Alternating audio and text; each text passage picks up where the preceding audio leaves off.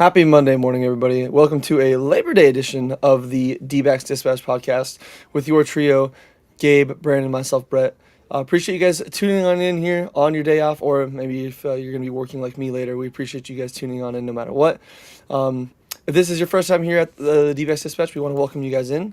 If you are on the YouTube side, like, comment, subscribe. It really does help out with um, the algorithm and everything. If you are on any of our socials, Twitter, Instagram, or TikTok, make sure you guys follow us on there while you're on Twitter in our pinned tweet, or if you don't have Twitter, if you're on the YouTube side and listening to this, in the description it should have a link to our Discord. It's absolutely free. Join there. A lot of great D-backs fans like yourselves. Great community that we're building over there. So even with football season starting, we do have other channels that aren't D-backs related too. So if you wanted to join there and talk some smack when your teams are playing maybe some other people's teams, that's the place to do it. And then also go to azsnakepit.com. A lot of great content over there every single day. Multiple articles every day. So if you're always looking for some more written content related to the D-backs, especially as we get kind of near the final month of the season here, and then even into like the playoffs and then the off season, the place you're going to want to be is the Snake Pit. So again, azsnakepit.com is where you want to be. But we are here to discuss a D-backs series win over the Los Angeles Dodgers, which was a little bit closer. Not too much like one-sided games. I would say pretty much the entire series here was actually pretty close, which is nice. We'll kind of dive into game one where everything started off on Friday night.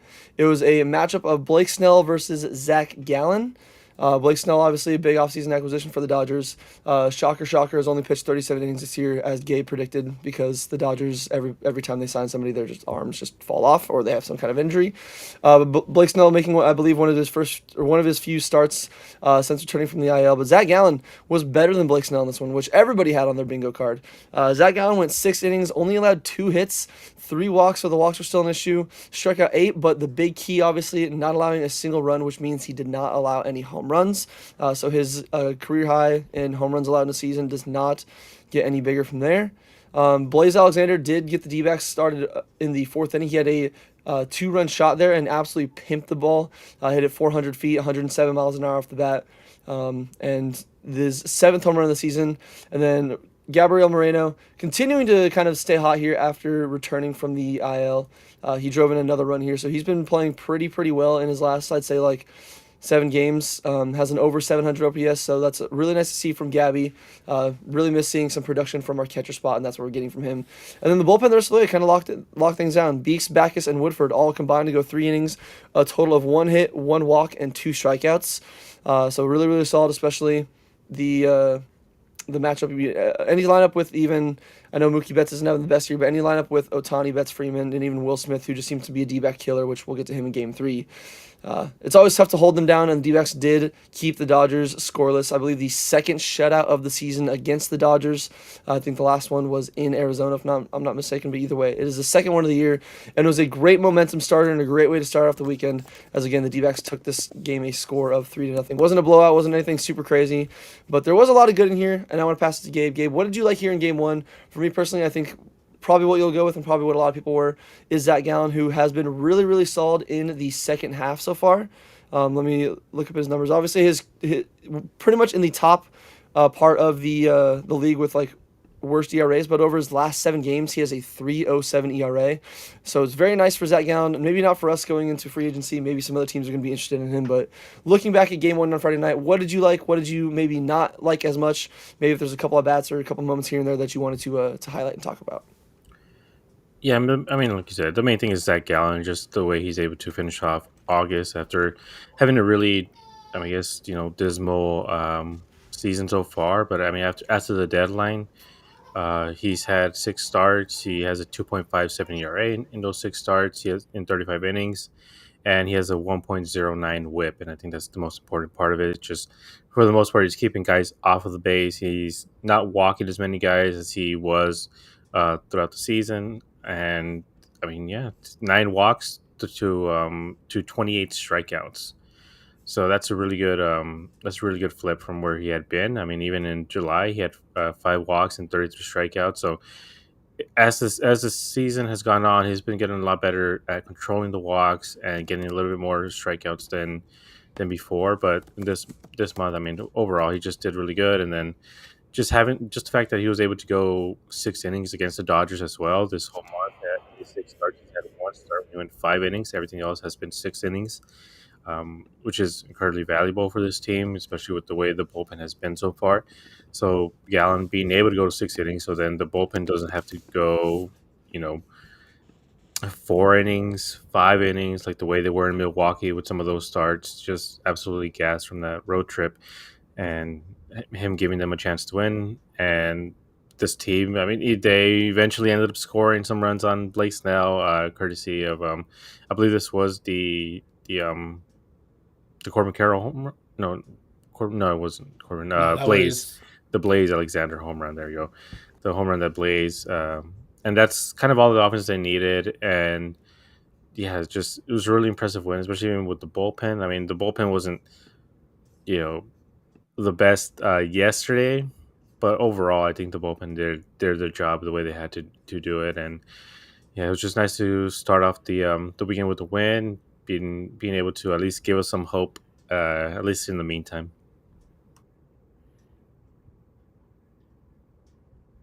you Your are mic muted, muted. sir. Thank you. Sorry. So yeah, I don't want my keyboard clocking. It's definitely a turnaround for Zach Gallen in the last month that I definitely did not expect. I don't think a lot of us had that, especially what we saw for, he was kind of trending in the direction he did not want to go to. I mean, we've been talking about a bunch since the 2023 All-Star break. He has not looked like the Zach Gallen. I know he had a couple solid performances in that 2023 postseason, especially against the Dodgers. Every time I see Zach Gallen face Freddie Freeman, I still get flashbacks to that strikeout that he had where he just absolutely buckled Freeman on a curveball like right down the middle.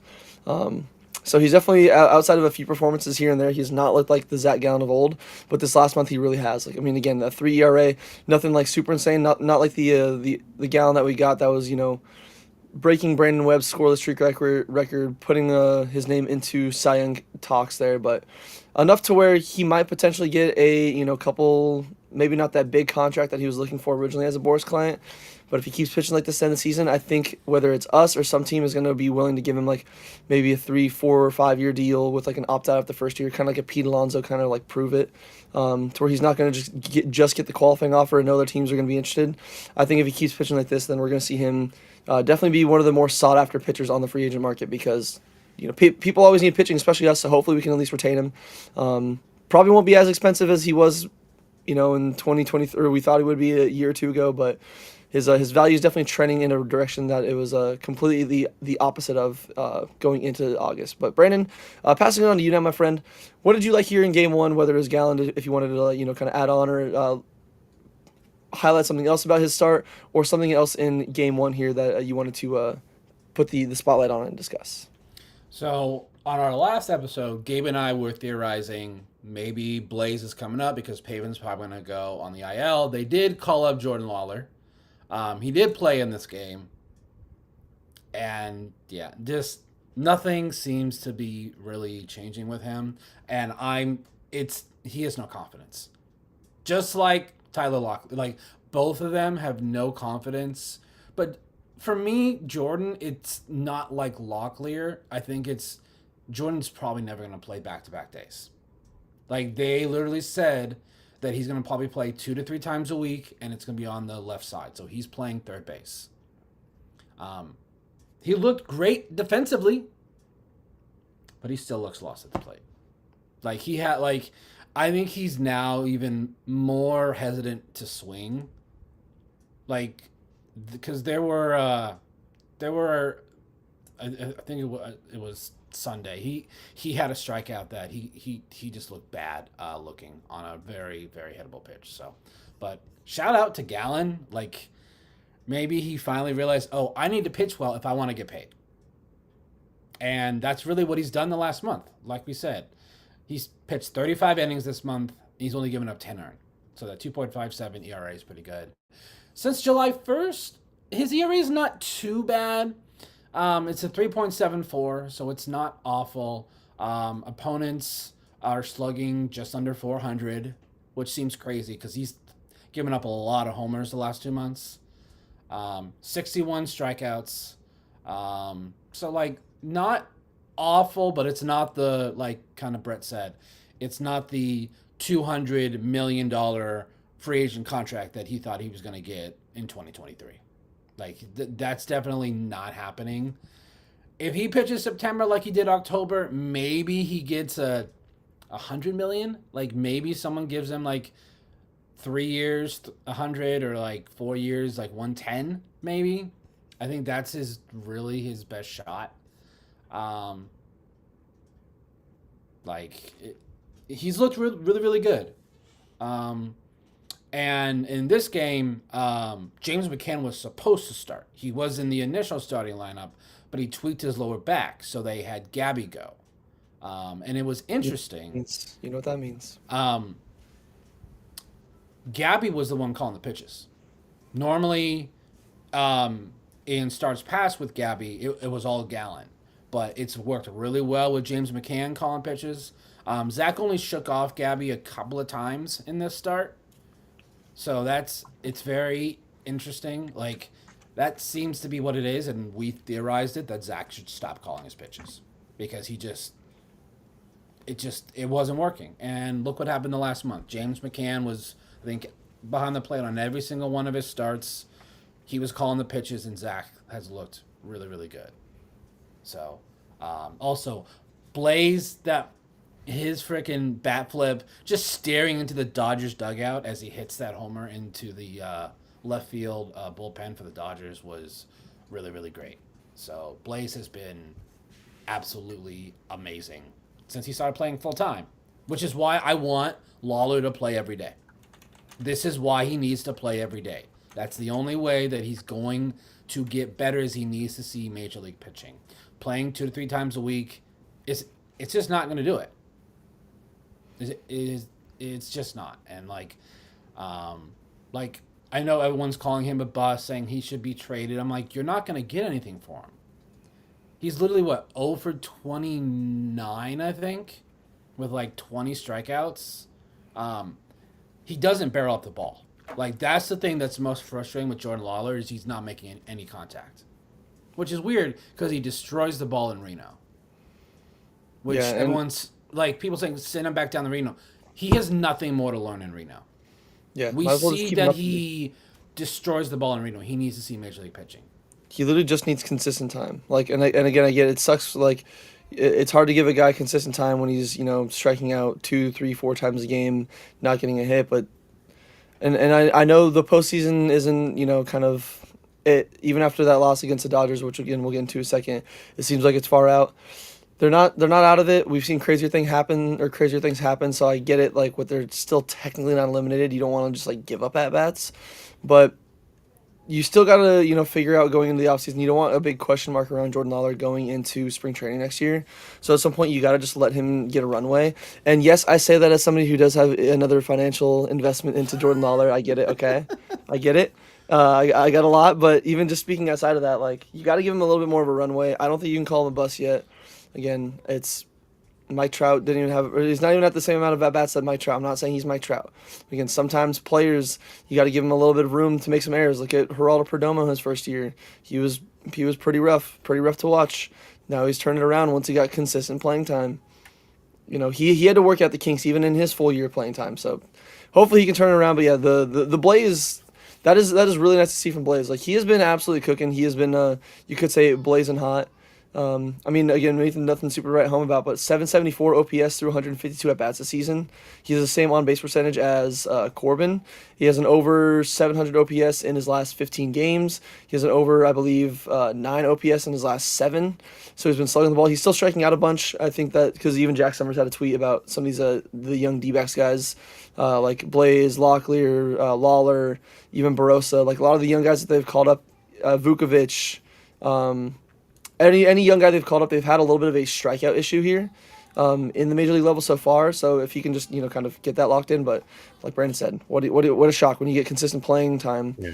And I kind of just want to point out the fact also, like, I mean, we've seen this from Blaze. Even last year when he came up, he was blazing hot. Like, we made all these memes about him because in that first month he was just absolutely tearing to cover off the ball, and then the month after he just completely struggled, just was striking out way too much, not hitting very well, and then he ended up getting sent down to Reno because he just really struggled after a couple of months. And once the league adjusted, he couldn't adjust back. And so this season when he came up, he struggled, but he was getting everyday play, and then he finally put things together. And I believe for this month he's batting like 250 with almost an 800 OPS, which is, kind of what you want from him.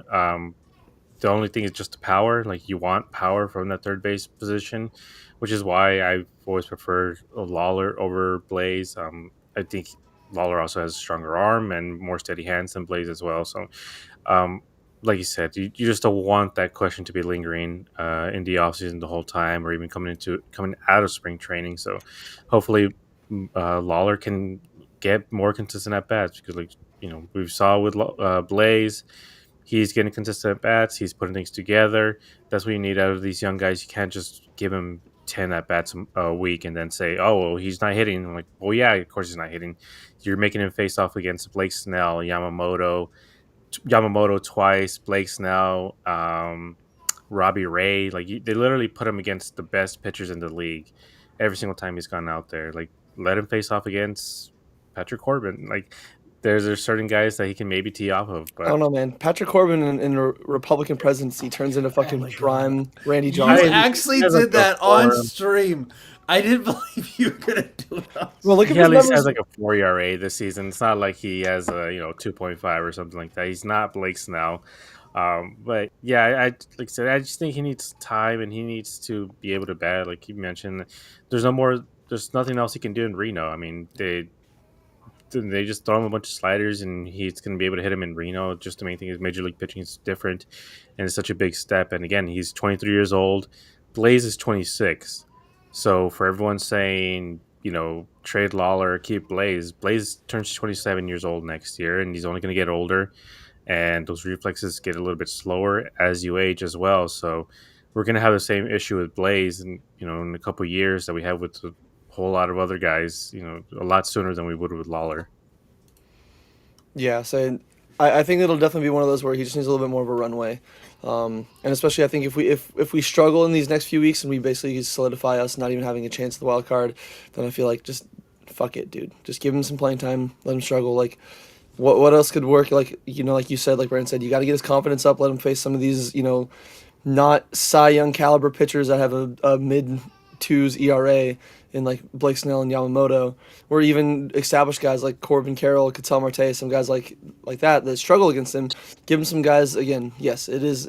He's been solid lately, but again, it's a 4 ERA Patrick Corbin. Let him face some of these higher ERA guys. And hopefully he can get his confidence up here. But I want to highlight some of our comments here from the chat here because, again, we appreciate you guys every single time. Even if you're listening to us after the fact and you're not in the YouTube chat, we appreciate you guys too. But those of you that are here in the chat with us, want to highlight some of the things here. Even Scott Mack agrees. He calls them the L boys in Lawler and Locklear, saying both black holes in the lineup. At the moment, it is. They're borderline basically turning into Jose Herrera's part 2 and part 3. Which is a little bit unfortunate there. William Harold, in regards to Gallen, saying his best bet may be 1-year deal to prove himself again and get a huge contract the next year. And I think that's probably what's going to be. I think it's going to be a Pete Alonso situation where he gets at least a couple year of a deal with an opt-out. Because I don't think he'll get a 1 year. At worst, a 1 year, but might get a couple year with an opt-out. But Oscar, obviously, loves to come in here and just poke the bear. Says Lawler was a bust trade for Lindor. Now we already got the best shortstop in baseball. We don't need an overhyped $300 million shortstop. That's not good as our boy Frog Domo, who apparently does not like is not in on the nickname as much as the rest of us are. Even Scott Max says Blaze plate discipline has greatly improved, and it's funny enough. Again, I know it's not the same player, but guess who has one more home run and around almost 100 plus at bats this year? It's our designated hitter, Pavin Smith, who might miss the rest of the season. So that's fun. That Blaze has already almost matched his season home run totals in like around 100, maybe like 90 something less ABs. Oscar also says in the chat, thing is that while he may not get consistent at bats, he should at least give a good at bat. That is a problem for me, and I think that's a very fair point. Like it does suck that some of his at bats he does get into pretty quick 0-2, 1-2 counts, and it does end up striking out. Like even I believe Gabe or Brandon was saying he doesn't really barrel up any balls. Seems like he's just not really having any good, like not even really good at bats where it kind of goes up there. Whether he's looking for a specific pitch, doesn't get it. I know a lot of pitchers probably know, like, hey, throwing breaking balls, it's been a big issue. We've talked about it. Other people have talked about it. He hasn't adjusted to it fully yet at the major league level. So that is one thing that I would like to see him even if it starts just to be some fouling off, get some hard hit foul balls and some breaking balls. Start to have longer ABs. Work the counts a little bit more. But just put the ball in play a little bit more, because when you put the ball in play, good things happen. And then once you start putting the ball in play, you can get a little bit more confidence built up that way. Like, hey, I hit it right at the guy, but I hit that thing like 100 miles an hour. Or he made a really, really good play to prevent me from getting a base hit there. So it builds it that way. But I do agree with Oscar. It just needs him a little bit more. Uh, I'd say like competent at bats at the major league level, and then I think that's when the confidence everything will start. Yeah, I mean, I think he had yesterday a couple. He made couple of hard outs. I mean, in his last at bat against Blake Trinan. I mean, Blake Trinan is Blake Trinan. That's what I'm saying. Like, he's not like he's having the easiest runway off. I mean, Blake Trinan is disgusting. He took 5 pitches from him, so he wasn't a complete Three, nothing out yeah, there. three up, three down. But then in the eighth, I mean, he did. There were 3 balls straight down the middle, but at 98 miles an hour from Tanner Scott, and he was able to put some decent contact off of it, but it was just a good defensive play from Kike. So he could have gotten that hit right there, but they just made a good play off of it. But it's good to see him make good solid contact. At least in Sunday's games, make some contact. At least work the counts a little bit more than he had. So I feel like turnaround is coming. Like, I would hope he plays today. That's my main thing. It's like, Yeah.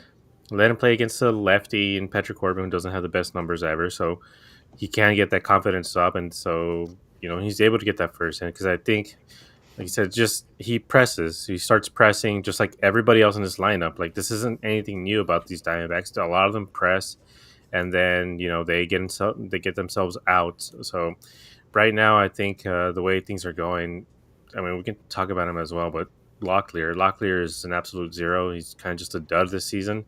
For him, I mean, I don't know if okay, I guess Reno is still going, so maybe set him down there.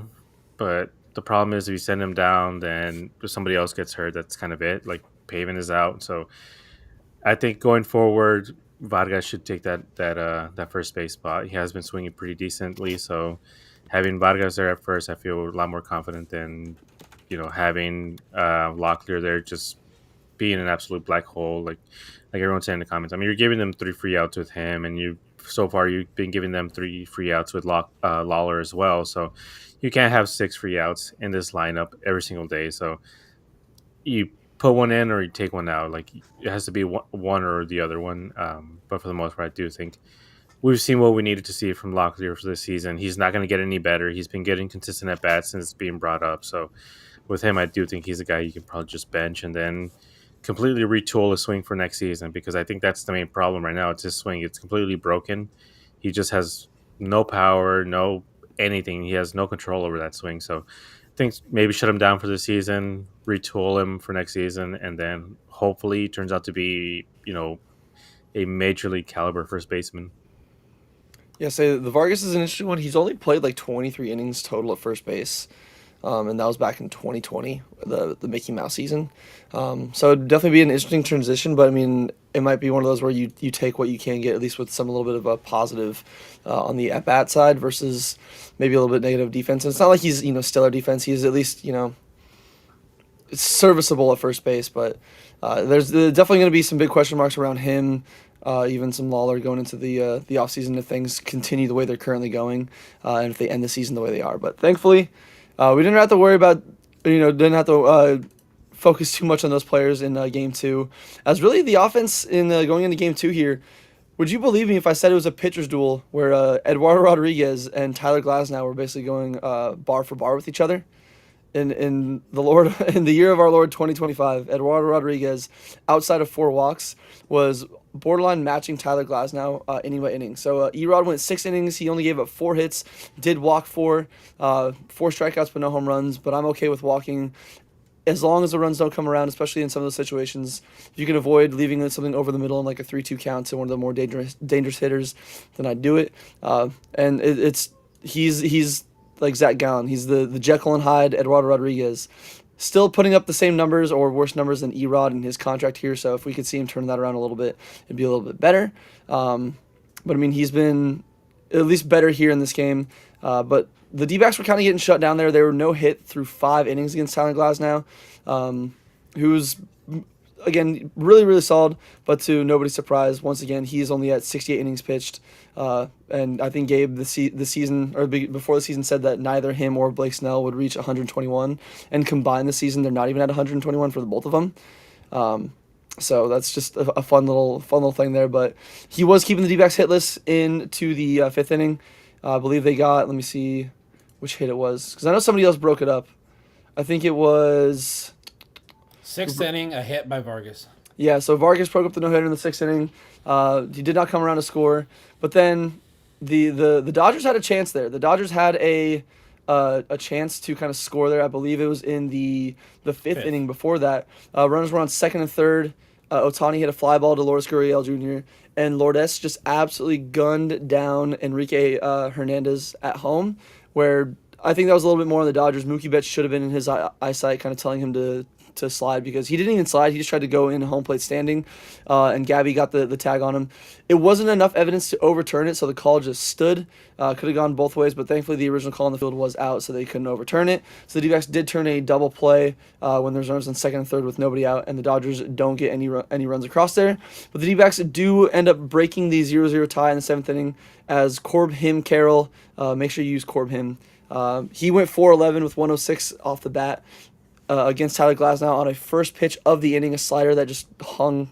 Well, actually, it wasn't even a terrible slider. It was a slider in on the hands, but Corbin got the barrel down on it, launched it out for his 28th home run of the year, made it a 1-0 game. Then the D-backs hit two different doubles, which is it's funny. It was back-to-back doubles, but the run didn't score. I'm assuming it's because Lourdes had to hold up there.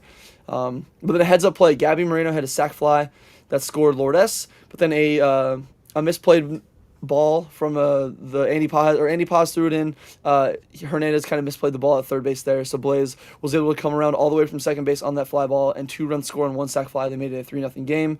Dodgers got one more there on a Mookie Betts single in the seventh inning. So they immediately answered back, and again, our bullpen is a little bit scary and a little bit shaky, but thankfully we got a little bit more insurance there. With 2 outs, the D-backs put together a little bit of I guess not 2 outs. Blaze got a single. And then with 2 outs, Tyler Locklear worked actually a pretty solid at bat. He ended up getting a walk after being down 1-2 in the count. And then Ildemaro Vargas absolutely cranked one. He got a four-seamer pretty much right over the middle of the plate, sent it 423 feet, 104 miles an hour off the bat to give them some much-needed insurance. Made it 6-1 D-backs, and then the bullpen took care of the rest of the work there. A 1-2-3 ninth inning, including a really, really nice diving, I guess sliding play from Corbin Carroll there in right field. Solidified the D-backs 6-1 win and solidified the series win, and the momentum was just going up from there. That was the D-backs' 4th win in a row, and they don't normally play too well in Dodger Stadium, so it's really nice to see them take these first 2 and allowing only 1 run across 18 innings to the Dodgers. So, analyzing everything we saw here, obviously, Carroll, Blaze, and Vargas were the only 2 that had multi-hit games in here. What did you like from this game? Obviously, whether it's Erod, whether it's Corbin's home run, maybe even Vargas with the clutch hit. What did you want to highlight here in Game 3 that really stood out to you, or Game 2 here that really stood out to you in the D-backs win? It was Corbin's adjustment. If you look at the strikeout that he had in that first inning against Tyler Glasnow, it was a slider inside in that little corner spot, and for the home run that he hit in the 7th, it was a slider in the exact same spot. The difference is he adjusted to it, and he spotted it up in the. I believe he had an at bat in the 5th inning. Glasnow threw him a pitch there too, but it was a sinker that time, and he just ended up flying out or popping up. So it seemed like he was ready for that slider, and he adjusted to it and was able to hit it out of there. And I think that's something that we've been seeing from Corbin this last couple of series, is just his ability to adjust and not strike out the way he had early on in this season. That's one of the main things that we've been talking about with Corbin, is just he has been striking out a little bit too much this season. I mean, it's a whole new swing, but he also, had that bone chip. And, he had some other things that made it a little bit hard for him to actually get some actual real power and then retool in his swing. And he seems to be coming around. I mean, right now he's batting, 258 for the season or 256? Sorry, 258. And that's the thing that I mentioned. It was either the last couple of times on the podcast, just that it seems like he's underperforming, mostly just because his average is a bit low. And I know averages and everything, but I know a guy with Carroll's ability, he should be able to have a 270, 280 batting average along with the power and everything else that he has. Just he's just been striking out way too much this season, but he's been doing it for the last month. In the last 30 games, he has 8 home runs, 21 in RBI, 16 walks, which is a huge improvement, and then 33 strikeouts and 8 stolen bases. So we saw him just not being able to steal early on the season. And so the average and on base and slugging is 291, 370, and 607. So he has a 977 OPS in the last month. And that's who I think he can be and should be going forward. So I do think if you average out these numbers for the rest of the season and with this new swing, and it seems like he's finally got it down and has it where he needs to be. I do think going into next season, he could be able to put some money on him for a possibly 40-40 season and MVP type season from Corbin Carroll because of the fact that it seems like he's finally got that swing under control and he has the power that he's been needing all season. Yes, it's been nice to see the kind of the turnaround he's had. Obviously, the injury had a little bit of a time where he was really struggling there, but I mean, a chance to have a 30-30 season. I mean, I don't think anybody even when he was drafted and he was brought up, everyone was saying like, I know he was a little bit small at the time, but they're like, yeah, this guy's speed guy, good defense, not really an arm, but he's like a 15, 20 home run guy. The fact that he could be a 30 home run guy is pretty crazy. I don't think literally any of us saw that like coming. But if he could get to 30, and especially if it wasn't for the cold streak, he could have been like a 35 plus home run guy. But it's okay because Pete Crow Armstrong is clearly the person that everybody should be wanting to start their team around. Am I right? I'm sorry. I'm gonna give Sleeper some shit for that for no matter how long. But yeah, say the Corbin was stellar in this game. That adjustment, you did make a good point. He really turned on that pitch. It's just been nice to see the trend that he's making, especially the stolen bases. I think is a big key because I mean a 333 on base isn't like the most stellar, especially from Corbin. Obviously, he strikes out probably a little bit more than maybe we would hope. But when you kind of have those kind of home run numbers and the triples and the doubles, you might take a little bit more swing and miss with that kind of offensive production. But yeah, so I think that he's definitely been a bright spot.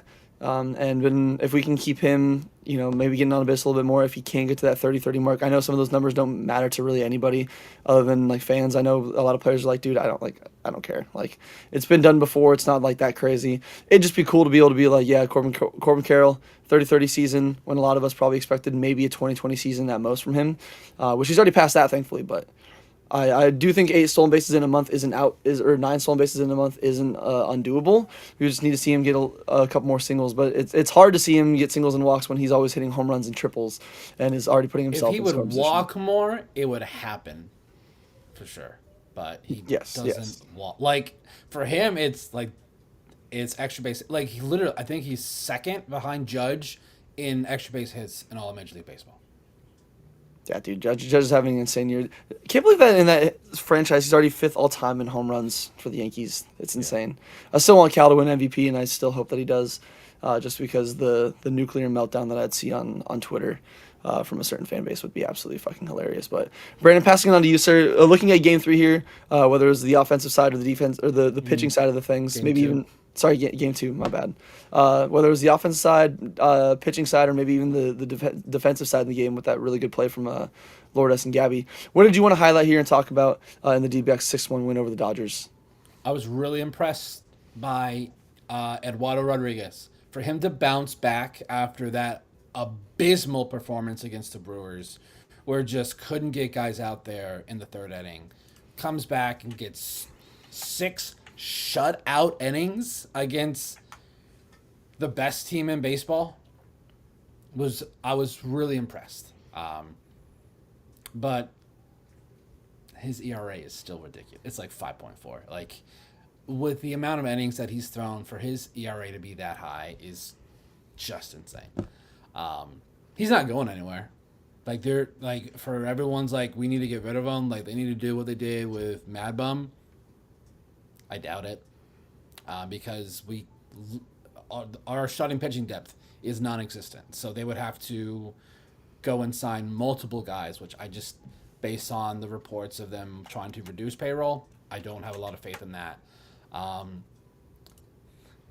Gabby, like for people that were saying we need to have a discussion at the beginning of the year that Jose Herrera was a better catcher than Gabby because Jose Herrera was hot for 2 weeks.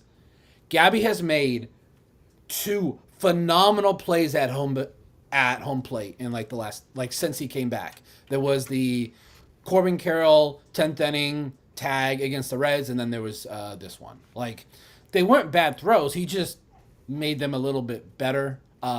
Yeah, if Mookie does his job and tells Kike to slide, it's not even close. Like he is safe. But because he goes standing up, it was close. Like on the broadcast, they would tell like they definitely like Steven Gonzo were talking like maybe they reversed the call, and I'm like I can see it because it. But again, the call in the field was out, and there was not enough to overturn. So I was like, thank you, because that, like, as soon as that inning happened, I'm like, oh great, here comes another one of these Erod 4-5 run innings. Gave up like 3 hits in a row, but that double play by Gurriel and Gabby was huge. So congrats. The thing with Carroll in the like, I didn't realize until Gabe brought it up. Literally, Glasnow threw that slider in every at bat. He struck him out in his first at bat in the first. He threw it again in the fourth. Carroll popped it up. He did it a third time in the seventh, and Carroll goes yard. Like that adjustment by Carroll, I think is something that just not a lot of people are talking. Is his ability to always be adjusting to how teams are pitching him every series. Like he might struggle on one pitch or in a certain location in one series. Team will try and go back there again, and he makes them pay for it, which is why he is one of the most dangerous players in Major League Baseball. I still think he is a top 5 player in Major League Baseball. The D-backs have three top, I would say top 10 players, multiple MVP candidates. I mean, Perdoma's putting his name in there. Carroll, like 30-30, that's asking a lot. I want the 2020-2020 because I think that is a more exclusive accomplishment. Because 30-30 like happens quite a bit. We haven't had a 2020-20 season in a while. So I'm hoping if he can get, because he's 4 triples away. He gets 1 or 2 triples on this next homestand, it is very doable. Because for Carroll, hitting triples at Chase Field is like how most guys hit doubles. Like, you hit in that right field gap or down the right field line, he is at second base when the guy's fielding the ball there in the corner. Especially if it takes a very odd, weird bounce, which Carroll knows that corner very, very well. He plays 81 games in that corner, so he definitely knows how to read it from when he's running the bases. So, and that Vargas homer, I freaking yelled, y'all, because I was scared because it's our bullpen. I'm like, 3-1, I don't feel great. He hit that 3-1 homer, and I'm like, yes. And the fact is, I knew Woodford was coming in, and I was going to watch like this. I'm like, I can't watch Jake Woodford go for a 3-1 save. So I was really, really glad that they were able to kind of push that lead. Now, it didn't make a difference, but it could have. Like, coming back 3-1 compared to 6-1 is a lot different. So, shout out. Erod, I just need you, like, I don't need you to throw shutouts. I would like you to. You just can't have where we're down 5 or 6 before the 5th. You just can't. Like, that is asking too much for this offense, and I think that's when this offense tries to go home run or bust, which we've talked about that for what? Almost 2 years now, how it's not sustainable. And that's when we see them go on these 3 or 4 games where they don't do anything. And then the runners in scoring position numbers, like that for me, I think is where their struggles are, is when they try and hit a homer. I'm like, you have a guy on second with 1 out. Get a single, drive him in. Or as Torrey says, build an inning. Single them to death. Or single and walks. Chaos ball. Like, that's what I really want to see. Like, the homers are nice. It's just not sustainable. No. And when they try and do it, it's when they really, really struggle. When Gabe brings it up, he's called a madman. He's called out on Twitter for being a Debbie Downer. But then anybody else does it, and it's like, yeah, wow, maybe you're onto something. Yeah, it's almost like we've seen this for 2 years now. Yeah. So hopefully we can see them. I mean, again, hitting with runners in scoring position is a big issue. I've even seen a lot of like during that like Yankee series against the Red Sox or the Red Sox series against the Yankees. I saw a lot of Red Sox fans that were posting a meme. For my Chronicle Online fans, it was like a dad coming into the room with like a belt, and it was they were like, and the Suns had a Red Sox logo on it. It was like, it's hitting with wrist time, and it's like, no, Dad, no. Where like a lot of teams really struggle with hitting with runners in scoring position, so it's not just a D-backs thing. Like I'm pretty sure it's an under like 300 average, or maybe even under like probably Yeah, I maybe mean, it's a league wide thing. I think yeah. overall, I think every time, I do check other teams' subreddits, and every single time it's like, oh, we can't hit with runners in scoring position. And I'm like, well, who is hitting with runners in scoring position? Because there's a number one team, there's a number 30 team, and the teams that are at the top usually are the better teams. And I think the main thing with the Diamondbacks is just the fact. I mean, they'll have series where they'll technically bat like 300 for that series of runners in scoring position, but like we mentioned before, it would be like 1 for 8, and then 7 for 8, and then again 1 for 8. So then it just seems like a lot higher average than it probably should have been at the end of the day. And in this game, they did what they needed to do. They just put in. They had clutch hits, and they had clutch hits this whole series, which is what we've been wanting to see. We mentioned before, we just don't want them to rely on the home run ball, and this series was why. I mean, this is the first time I feel like the entire season we've seen the true Diamondbacks baseball. Toria this whole season was talking about like, oh, we just need to get back to Diamondbacks baseball, and we mentioned him like, what is Diamondbacks baseball at this point? Because Diamondbacks baseball is striking out, grounding out, inconsistent at bats. Like that's what this whole season has been. And so seeing them running, seeing them cause chaos around the bases, like with Blaze taking um, that extra base and having the ball just fall away from them. I mean, overall, this was a really ugly series for the Dodgers. Like the Diamondbacks just played damn near perfect baseball, and the Dodgers had a lot of errors. Like the Kike one, Glasnow not covering third base when he should have been there, but instead he was covering home for some reason. A couple of errors in the outfield with Teoscar. There's just the Dodgers played a really really sloppy baseball, and the Diamondbacks took advantage of that. And that's what they need to do. Like they need to put pressure on these teams to cause chaos and to cause them to make the plays. Like we're gonna get to game 3 in a second, but they couldn't get any hits. So what did Ketel Marte do? He bunted. People didn't like that, but it was so early on that it wasn't the ninth inning sack bunt. The Third ninth inning with baseman two was outs, so far back. Why but not? yeah, but they're playing him way ahead, and they needed a guy get on base, and Ketel did what he needed to do. And again, that's on the Dodgers. So if you guys are going to play him like that, then expect somebody to bunt. Yes, it is nice to see them kind of play the style of baseball that, like Abe said, where most of the year it was very non D-backs ball esque. Like after that 2023 run, there was articles coming out where teams are like, we need to build our teams like these guys, like just athletes, speedy guys. Doesn't need to be a bunch of home run hitters, but guys that just make players sweat. Because even listening to that Mookie Betts podcast with Perdomo, he said he was like, yeah, there's been times out there in shortstop where like I'm like, what do I like? I don't know what to do, which fun hearing that from a major leaguer, because I know sometimes coaches in little leaguers like you don't major leaguers know exactly what they're going to do before the ball's hit. Sometimes they don't. Sometimes they don't, and we really saw that from the Dodgers, whether they were on offense, like Mookie not being there to tell Kike to get down, or even on defense, just being a little bit sloppy. Because even Hans Walker in our chats here saying, just happy to see the team playing hard regardless of playoffs. And I do agree, because even looking at the Brewers series, like that, looking back at that game too, that could have been a win. Like they were down 8-2, and they put together some great at bats. Like like Brandon said, with Torrey saying like building an inning, they built some innings. Didn't really have to rely on too many home runs in there, like a couple here and there, but it was a lot of like D-backs baseball, walks, hits.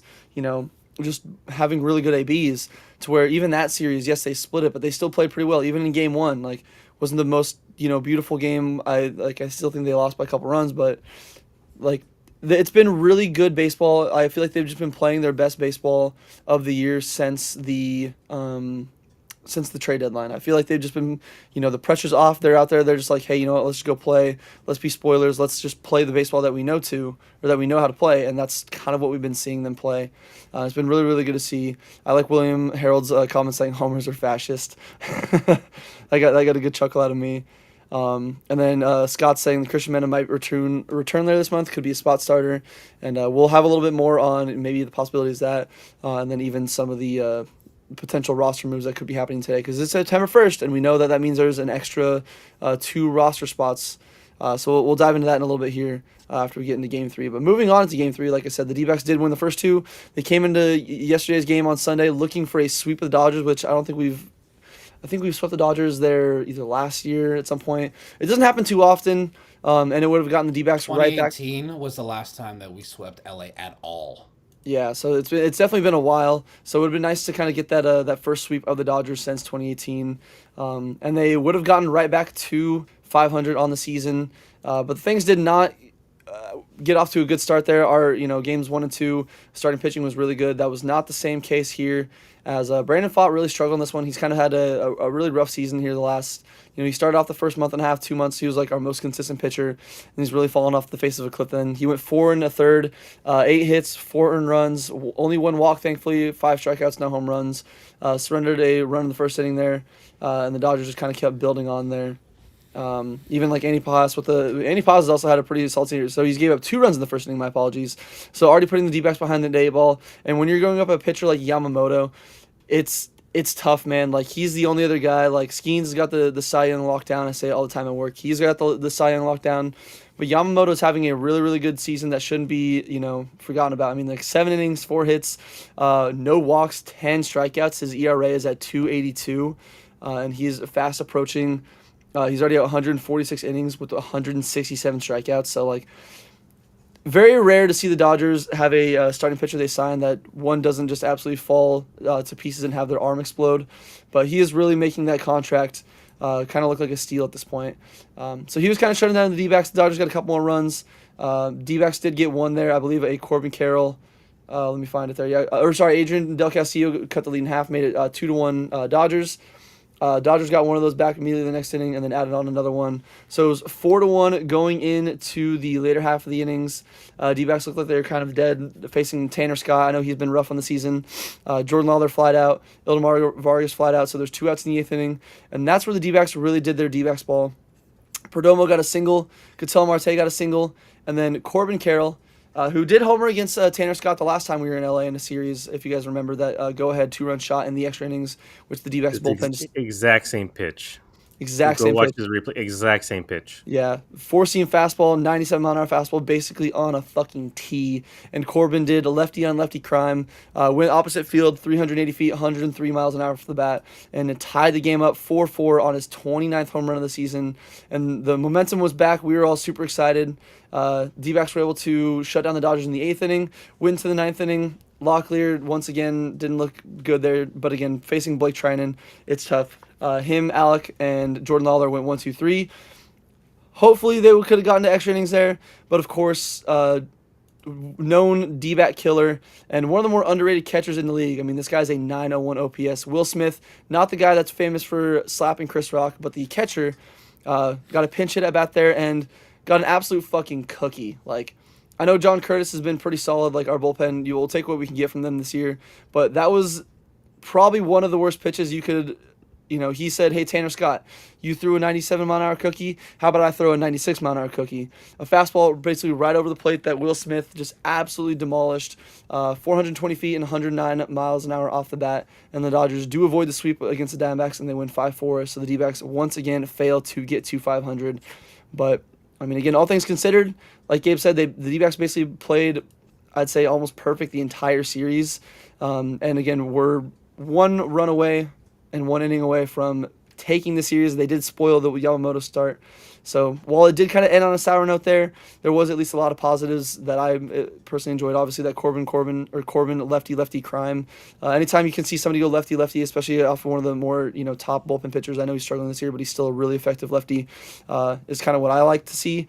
But Gabe, passing on to you. Looking at Game 3 here, obviously not the result we wanted, but there was at least some positive in here that I feel like we can highlight. So I want to pass it to you and let you have the floor.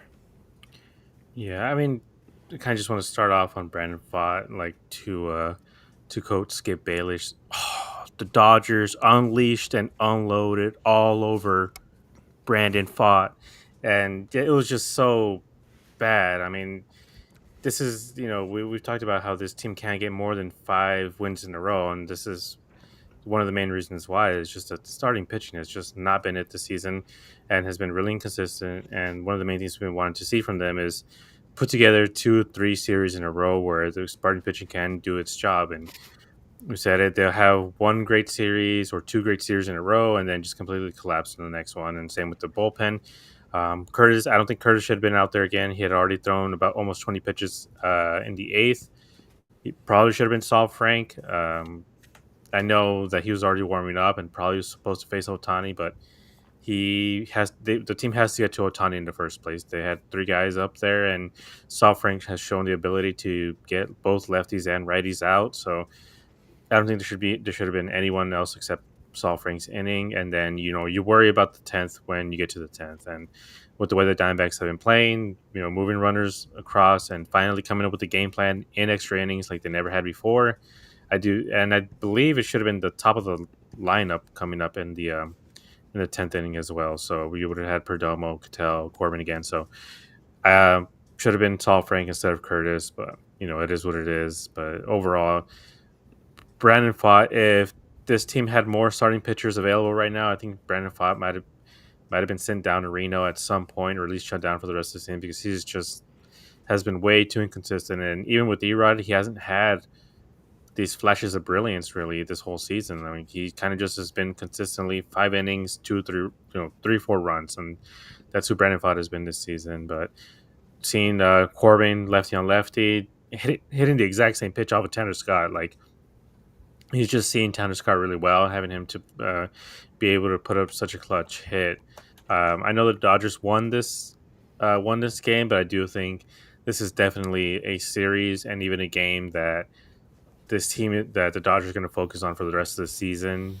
Trying to fix whatever mistakes that they have because the other teams are watching these games. Other teams are seeing the way the Diamondbacks are pitching them. They're watching the way the Diamondbacks are taking at bats against them, and going forward, kind of guess the word is out that the Dodgers are vulnerable, and other teams are going to take advantage of that going forward. Yeah, so they're. It's really funny seeing the difference because I know there's some articles after the World Series last year where Dodger players were saying that like yeah the Yankees are a terrible defensive team and like they just do things differently or the Dodgers do things differently that the Yankees don't. It seems like they just don't do that anymore. Maybe I don't think they're getting complacent is the word, but they're definitely not as sharp as they were usually. Like even last year, these were some mistakes that they made last year, or mistakes this year they're making that last year I don't think they make. Like last year I think you would have seen either Mookie or whoever it is guiding Kike to make the diving play. Like maybe their third baseman, maybe Muncy's in the third base in that position. Instead of trying to go for the tag, maybe he gets his body in front of the ball so he doesn't let Blaze Alexander be able to score from third after tagging up from second. So like definitely, I do agree. A lot of teams are going to be kind of watching in on these games and realizing like, oh, there is a game plan that we can use to take the Dodgers down, and especially if their bullpen pitches like this, like it's night and day difference between the top 2 teams of the NL West. Like the Padres have a little bit of an inconsistent. I know the Dodgers offense has been a little inconsistent lately too, but like the Padres bullpen is borderline lights out, one of the best in the league. Where the Dodgers, I know we were all upset that we couldn't get Kirby Yates, but at the moment, it's not looking like the worst decisions. Got like Yeah, a 4 I was ERA. I was Yeah. not excited about the 38-year-old Kirby Yates decision. Yeah, so it's definitely been rough for. I guess we were all upset about the Tanner Scott, but he has been like I literally see Dodger fans calling him a terrorist, because of how bad he's been this season. So they've definitely had a lot of weak points, and their bullpen has been a big one. But Brandon, sending it on to you. Is there anything that you wanted to, or what did you kind of want to point out here in Game 3? Whether it's kind of adding on to the Fought Chronicles, who even Scott Max saying in the chat here, he has a 7.6 or 7.06 road ERA and a 5.33 It's total. higher actually. It's higher than that. It's 7.13, but like Ooh, good lord. yeah. But yeah, say anything you wanted to highlight here in Game 3. Obviously, I know there was a little bit of a bad, but I do agree with even like Gabe said that I think that this is, while it was a loss, I think it was still a big momentum swing, and something that they could use to build on here going into the final month of the season.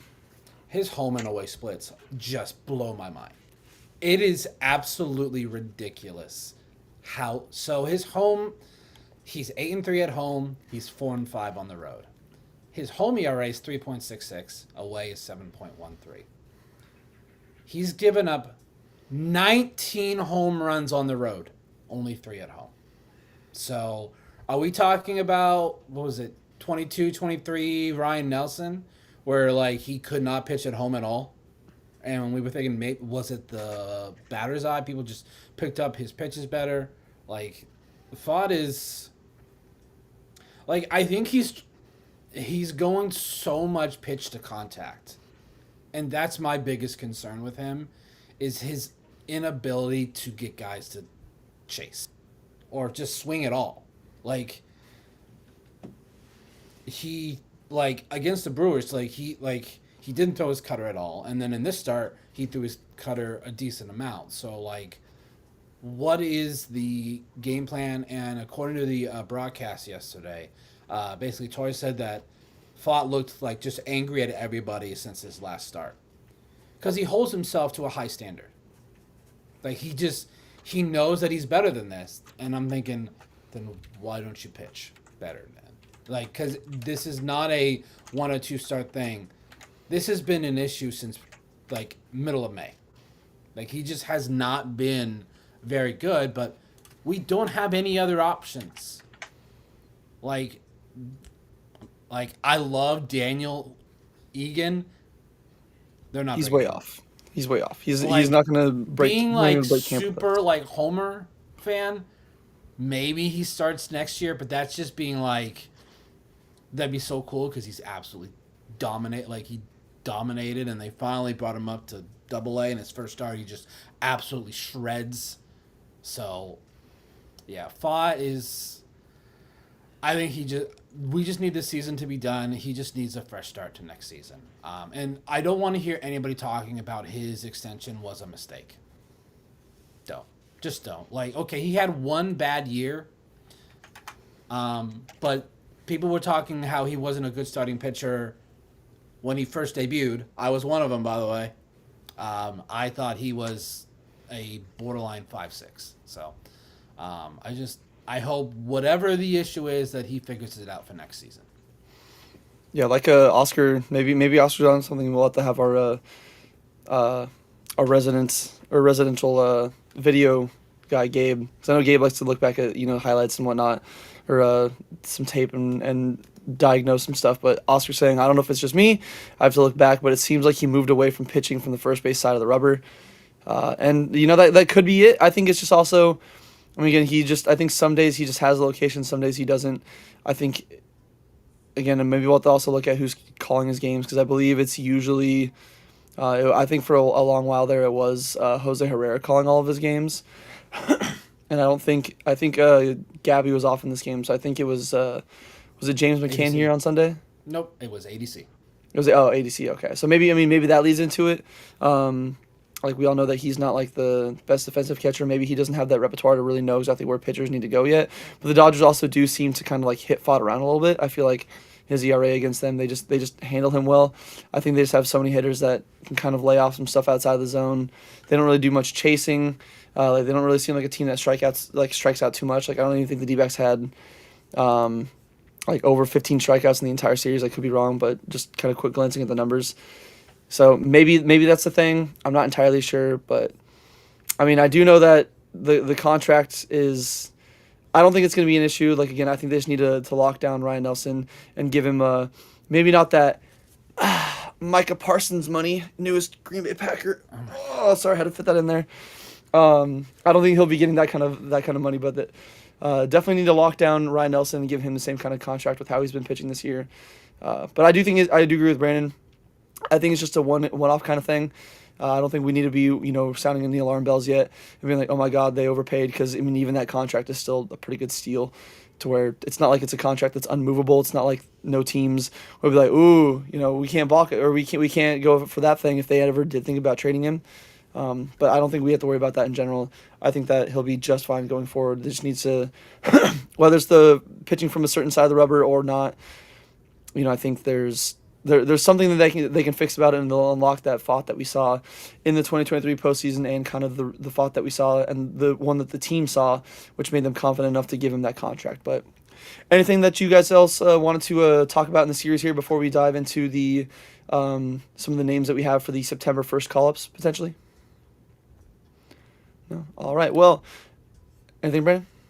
No, I was just gonna say Blaze had a really, really good month of August. 265, 365, 535 with a 901 OPS, 7 homers, 15 runs driven in with a 149 WRC plus. So, really, really good month. That's what happens when you get to play every day.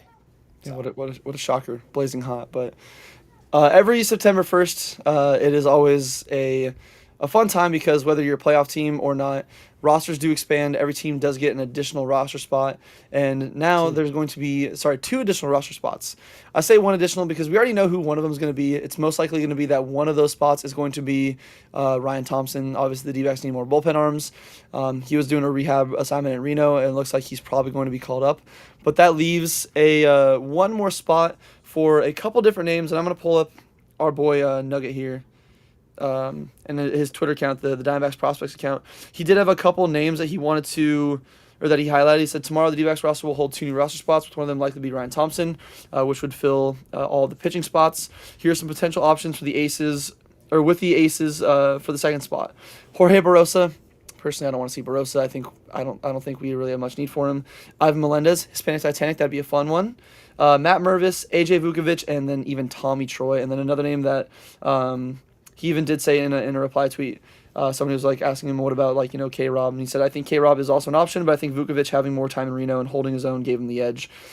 So out of those names, personally, I would love to see either K Rob or Ivan, especially with our issues at first base in Locklear. Maybe they send down Locklear, maybe they bring up Ivan. I mean the outfield's kind of full, but I know K Rob's going to be Rule 5 eligible, or if he's not on the 40-man, I believe at some point, then other teams can take him. I know he was in the Rule 5 this last year, but nobody took him, which I'm surprised. So maybe they bring him up there just to kind of avoid that happening. But I would kind of enjoy to see either him or Melendez, but that's my personal opinion. I would love to see some Hispanic Titanic tanks in the desert. But I could see them definitely going with either Vukovic or even Tommy Troy, who has been playing really solid. They've even been kind of giving him some time in the outfield. So if they maybe need to make some moves with like some outfielders and whatnot, have an extra guy out there because you can never have too many players at most positions. I could see that, but off those names on the list, maybe there's one other name that we're not thinking about. What are some names that you could see filling in that final roster spot now that we're in to September, which we should have some news on it in the next few hours, I believe.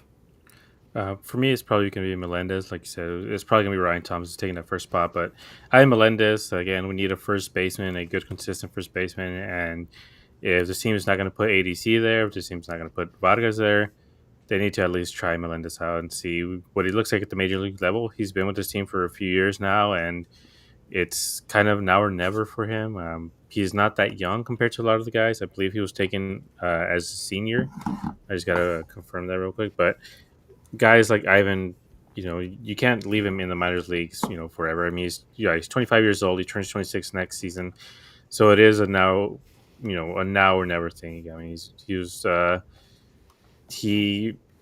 mean, he's been crushing balls at every step of the way. The only problem has been just the fact that he strikes out so much. He consistently would have about like a 30% strikeout rate at every part of the major leagues. I do think it should be him. Again, just to see what you have from him. He is a first baseman, but this team has, kind of hinted about the fact that he's probably going to be more of a DH type of guy rather than just a first baseman. But we need a first baseman, and we need a first baseman of the future because Locklear is not it, Pavin is not it, and that's kind of it. The second, the third guy is Ivan Melendez, and he's not the best defender at first base, but maybe having him up and working with the major league guys will help his defense out so he can produce at the major league or can play good defense at the major league level. And because after that there's really not much else at first base unless if they draft a first baseman in this upcoming draft, and then maybe there's a future first baseman there, but for the most part this team needs to figure it out. And if they're kind of just out of it, I don't think they're technically out of it yet, but I don't know, being 2 games out of 500 and 5.5 games back with 24 or so to go doesn't give you too much hope that this team's going to be in the playoffs. So might as well bring up some of these young guys like Ivan, see what you have. If he produces at the major league level this season, you could have your solution to first base resolved right away. Yes, I think that's the more hopeful spot, but I feel like they might play it safe and go with like Vukovic. I just no Barossa, man. Like I'm sorry, I know it's not the biggest runway he's been given either, but I just don't see too much in Barossa. He is basically Jose Herrera, but in the outfield, a little bit shorter. So I'd rather give some guys that we haven't seen yet, especially in the position like first base that we do need, to kind of figure out our solution soon. I wouldn't be upset with them giving that, but also K. Rob again. One of our former top prospects was delayed a little bit because of the whole legal issues he had for a while there. I would love to see him get a shot, and kind of show people why he was one of our former top prospects. And I don't want to see him get poached by another team and then make the opening day roster for like the A's or like the Rays or the Marlins, and people look back and go like, "Wow, this guy was just sitting there in the minors and he was available." Like I want to avoid that, and I'd like to see him up there, but. There's definitely a lot of options they could go with. Passing it on to you, Brandon, looking at all the list of names, maybe even if you're looking at the Reno roster, or who knows, maybe they surprise us. Maybe they go with somebody from Double A. Is there a name down in the minors that you are more interested in them calling here on September 1st to be like, you know what, come on up to the Major League squad, whether for your Major League debut or for your second or third time around? Is there a name that you kind of have on your board personally? So before I do that, I want to address Scott's question. Can Troy play first base? Why would you want to? He's way too athletic. He has too much speed to play a position that's not going to require that speed. So I think he is a shortstop, second, third, and outfielder. He's too athletic to play that position. I mean, he's also 5'10", so it would be a little bit harder for him to play that. So, my only thing with a lot of these people that Nugget listed, I'm pretty sure they have to be on the 40-man. Only one of them is currently on the 40-man, and that's Jorge Barossa. So they would have to make some adjustments to the 40-man, which I'm all for. Like, make those adjustments. I think it needs to be. My pick out of this is AJ Vukovic because he has played first in the past and he can play outfield. So we can kind of get our bases covered there, because I know me personally, I'm done with Jake McCarthy. Like, I am absolutely done with Jake McCarthy. Like, I get he's fast. It's pretty much all he can do at this point. Like, I know that he's hit better the last month, but I'm like, when you're 6 feet under, there's only one way to go. So, and that's to go up. So, for me, it would probably be AJ Vukovic. I would love to see Tommy Troy have Tommy Troy basically start in center against left-handed pitching, or do what the rumor is that that's what they're going to do with Blaze, is that have Lawler play third base, and then Blaze will be in center field, because they did have him play a little bit in center field when he was down in Reno earlier this year. So that's my personal, like, I don't think they're going to bring up Ivan Melendez, Matt Mervis. I think he's been down there just not enough. But to be honest, because Jorge Barros is already on the 40-man, I bet they do Jorge, and then we're all just going to be like, yay. But I would love to be surprised, because I didn't think they were going to bring up Lawler when putting Pavin on the IL, because I'm like, we need another first baseman. Lawler doesn't play first base. So I was shocked by that. So maybe later today they'll shock me by whoever they plan to bring up to make it 28. It's be weird if it was still 40. Can you imagine the amount of just new guys on the team? Because that's what it used to be. September used to be, if you're on the 40-man, you were brought up. Yeah, definitely. We don't have the same rosters where it was borderline spring training just in September, where you have like 10 young guys brought up, and it's like, okay, now nobody gets playing time. But it'll definitely be interesting. I know no matter what move is made, I know the Dbacks Twitter, we can rely on them to somebody will have some overreaction, somebody will be upset, whether it's us, whether it's somebody else. we don't know, but there's definitely some interesting names, so it'll be fun to see here in the next few hours. So I imagine the move has already been made, and whoever it is already on their way to Arizona because again Yeah. they play in what, like 7 hours. So I imagine the move has already been made. They're just waiting for the actual like official, you know, official transaction to be made and posted and whatnot. So hopefully, maybe who knows, maybe it happens right before we end here or right when we end here, and that'd be kind of fun. But going into our next series here, we do get to face the Texas Rangers the second time this year. The the pitching matchup is mostly set except for game one or game two there for the Rangers. So game one is going to be Nasty, our best pitcher of the season, 7-3 with the 3.53 ERA, going up against Maga Corbin, who's 7-9 with the 4.33 ERA. Game two, Nabil Krismat. It's been pretty solid as a spot starter here for us. He is 2-0 with a 1.84 ERA going up against to be decided. Who knows? Maybe Merrill Kelly. Maybe we could see Merrill back in the desert. It would be very heartbreaking to see him He again. just pitched on Saturday, so it's probably unlikely. Okay, at least that would break my heart to see him again. So the Rangers don't have a set starter there. I think that would have been Eovaldi's spot, but I believe he Yeah. is out for the season now. And then Zach Gallen who is 10-3 on the season, which crazy that he has 10 wins with how rough he's been. The one pitcher that seems like the offense really shows out for. He is 10-13 with a 4.94 ERA going up against Under a former. five, yeah. Hey, I'll take it, man. Improvements are improvements. Going up against a former first round pick Jack Leiter, Vanderbilt star, who's 9-7 with a 3.77 ERA. So he's actually been having a pretty solid year there for him. But looking at the pitching matchups, and then I know once we get the confirmation on who we have being called up.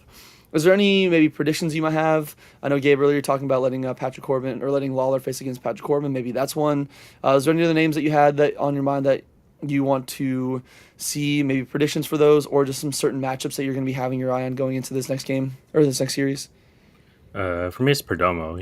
He was absolutely terrible in this Dodgers series. He had one hit. I believe before he got that hit, he was like 0 for 18 or something like that, dating back to the Brewers series. So he just was not very good in this Dodgers series. I mean, he wasn't striking out or anything. He was putting the ball in play, but it was a lot of soft contact, a lot of balls hit to the infielder. So I want to see Perdomo break out of that slump. Like I don't know if it was just the way the Dodgers were pitching him, or he's finally cooling off. So I'm hoping that it was just the Dodgers just pitching him very well, as opposed to him cooling off for the rest of the month, because you need him to produce, especially from that leadoff or second spot. He needs to be producing there, especially if you want Cattell to produce, if you want Corbin to produce. You need him to be able to set the tone for this team. And we've seen it happen before. It can be very mental. If a guy struggles as that bad, 0 for 20, 0 for 25, it does affect their defense as time goes on. So hopefully he's able to break out of that mini slump and hit a lot better against Texas. I mean, he's going to have an opportunity against guys like Corbin, and I believe it's all TBDs after that, or I guess a lighter. Not the best guys in the world, so you should be able to break out of that slump. And the main thing I just want to see is see the D-backs take a sweep, because if they just win the series, they're still under 500, which is one of the biggest gripes we've had all season. It's just when you're not sweeping, you don't really gain much ground. And right now, if they sweep, they go over 500. They'd be a game. They'd be 71-70, and they're facing a relatively tough opponent, but so are the Mets. The Mets are playing the Tigers right now. The Reds are playing the Blue Jays. It's not like the Diamondbacks are facing the Marlins or something like that. They're not facing, or I would say they're not facing the Rockies, but they lost the series against the Rockies. So, it's not like anybody else at the top of that little wild card area. Nobody is facing off against a truly bad team. So, but this is the Diamondbacks' opportunity to at least make up some ground. Again, I don't expect him to really make the playoffs anymore, but again, like we said, you don't want to be eliminated September 1st, and you want to at least get to the third week or last week of September and at least have a little bit of hope that you're right there. Even if they do like get confirmed eliminated in the last week, I know I said in past shows, those last 9 games, oh man, please play your best baseball, be spoilers. Decide who's going to be, number 2, number 3, because I think we already know the Brewers are probably going to lock down the number 1 seed. Let me decide who's going to be seeds 2 through 4. decide who's going to be the deciding factor on who's going to win the West. Like, could you imagine like we sweep the Dodgers and then we sweep the Padres, where both those teams are just pissed the fuck off at us, and like we spoil one of them from being the Western champions? I hate the ringless bums out there, but I would still enjoy seeing the Padres win the division just because anybody but the Dodgers winning it. But it'd be nice to see them being the deciding factor and them be the reason why some team got their season spoiled or some team got their hearts broken before the playoffs even begin. But I do agree. Just play good baseball. Give us something excited to be about here in the final month, because there's not too much else. And I know I've said it before, the playoffs would be cool, but I would be absolutely terrified to see this bullpen in a playoff series. And my heart would probably it'd be worse and more painful to watch that. But Brandon, looking at the series here, then maybe some matchups that you have, maybe even depending on the call-ups, what are maybe some predictions you might have, or some matchups that you're going to be keeping your eye on going into this Texas Rangers series? Jordan Lawler gets his first hit this season. I think he starts tonight because it is a left-handed pitcher, and I think he does get a hit in this series. God, I hope so. If not, then I don't like it, like the vocal fan base on like Twitter and Instagram will be like, he's a bust, get rid of him, send him back down to Reno, because that is gonna make him a better player. Like, we've seen that he absolutely destroys pitching in the PCL. Like, that's not going to help him develop. He needs to be up here. He needs to see major league pitching.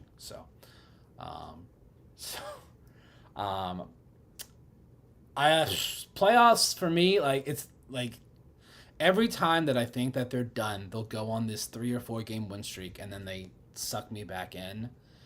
We have 27 games. Pause. That was not intentional. Most of mine are not intentional. We have 27 games in the month of September. We went 17-11 in August. If they repeat that, they're at about 85 wins.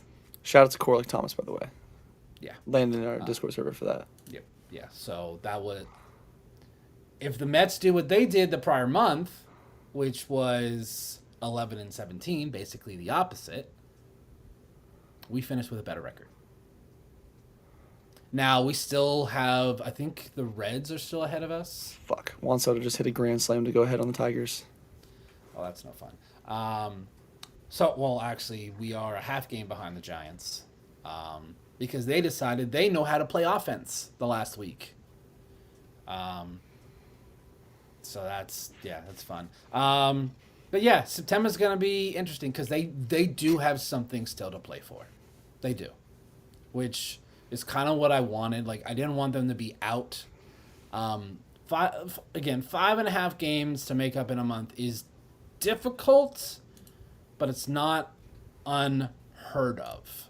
It's happened before, but it's kind of like you guys said. With this bullpen, I mean, in August, they actually were, I think, top 10 in bullpen ERA, so they weren't awful. So it wasn't like they didn't cost us a bunch of games. They cost us a couple. But I think starting pitching cost us more than the bullpen did in the month of August. Literally, the first 2 games against the Brewers are a prime example. So, it'd be great if Lawler could get a hit. I really hope so, because I really want him to do well, because I think he is a very talented player. He's got to get the monkey off his back and get that hit. Yeah, if he can just get one hit, I think he'll just have that stressor gone, and I think we'll start to see him trend up from there, hopefully at least. But that'll hopefully be something that we can at least discuss and talk about, and we can all cheer and clap and everyone applaud for on when would it be, Wednesday night or Thursday? I don't know. I work pretty much mostly late nights now, so not sure exactly when it would be, but either way. We appreciate every single one of you guys for tuning on in here for another exciting episode of Dbacks Dispatch, especially here on a Monday morning Labor Day. So again, appreciate you guys spending your holiday time with us to hang out. Like, comment, subscribe on the video on the YouTube side. Again, it does help out immensely. Whether you're on only YouTube or if you're on our socials, make sure you guys follow us on Twitter, Instagram, TikTok. check the description or our pinned tweet for the link to the Discord. If you have not already joined the Discord, again, it's free. Don't have to pay a single cent in there. Even if you have some other friends that are D-backs fans, if they don't watch the show yet, I mean, one, share it with their friends. What are you doing? Friends help out other friends, right? But send them the link to the Discord too if you want to have them hop in there, especially again with football season starting. It'll be more discussion than just D-backs talk.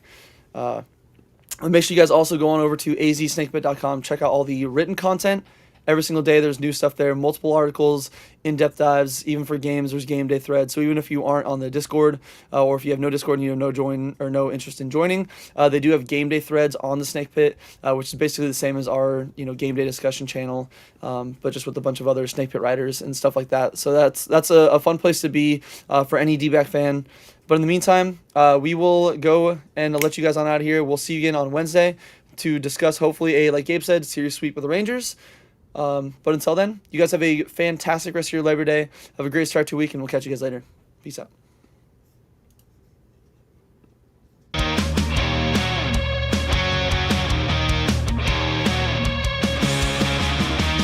Under the lights, the game goes down.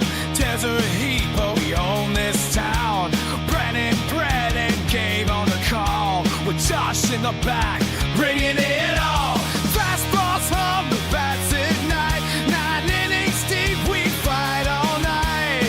Wins and losses, highs and lows, we break it down, yeah, that's how it goes.